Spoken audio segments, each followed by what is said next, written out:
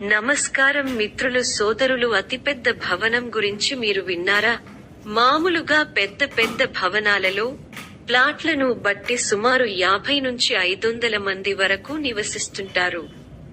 అపార్ట్మెంట్లో బ్లాకులు పెరిగే కొద్దీ మంది కూడా పెరుగుతుంటారు. అయితే చీమ కళ్ళ దేశంలో హంగౌ నగరంలో ఉన్న ది రీజెంట్ ఇంటర్నేషనల్ అపార్ట్మెంట్ లో ఎంతమంది ఉంటారో తెలిస్తే షాక్ అవ్వాల్సిందే.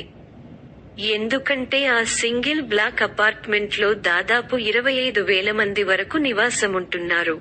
చూడ్డానికి ఎస్ ఆకారంలో ఉన్న ఈ 39 అంతస్తుల భవనం ఒకప్పుడు లగ్జరీ హోటల్.